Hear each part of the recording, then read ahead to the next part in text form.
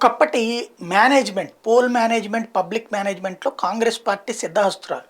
ఈ మధ్యన దెబ్బతింటూ వచ్చింది. దానికి ఫలితమే మధ్యప్రదేశ్, రాజస్థాన్, ఛత్తీస్‌గఢ్‌లో ఓటమి. తెలంగాణ, కర్ణాటకల్లో గ్రౌండ్ లెవెల్‌లో ఉన్నటువంటి క్యాడర్ అట్లాంటి పని చేశారు కాబట్టి సక్సెస్ అయింది. భారతీయ జనతా పార్టీ అయితే అలాంటి నాలెడ్జ్‌ని ఎప్పుడో పుణికిపుచ్చుకుంది. చకచకా దూసుకువెళ్తోంది. రాజ్‌దీప్ సర్దేశాయ్ లాంటి సీనియర్ జర్నలిస్ట్ ఆ విషయాన్ని గుర్తు చేస్తున్నారు. ఎట్లా అంటే మొన్న ఛత్తీస్‌గఢ్‌లో గిరిజన ప్రాంతానికి సంబంధించినటువంటి వ్యక్తిని ముఖ్యమంత్రిగా పెట్టారు కదా!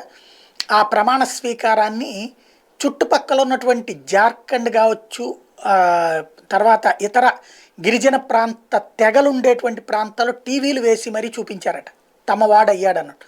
అట్లాగే మధ్యప్రదేశ్ ముఖ్యమంత్రిగా యాదవ్‌ని నియమించినటువంటి నేపథ్యంలో ఆయన ప్రమాణ స్వీకారాన్ని చుట్టుపక్కల ఉన్నటువంటి హర్యానాలో కావచ్చు, అలాగే ఉత్తరప్రదేశ్‌లో కావచ్చు, ఎక్కడెక్కడైతే యాదవ ప్రభావిత ప్రాంతాలు ఉన్నాయో అక్కడ పెద్ద పెద్ద స్క్రీన్‌లు ఏర్పాటు చేసి ఆ ప్రమాణ స్వీకారాన్ని చూపించారట.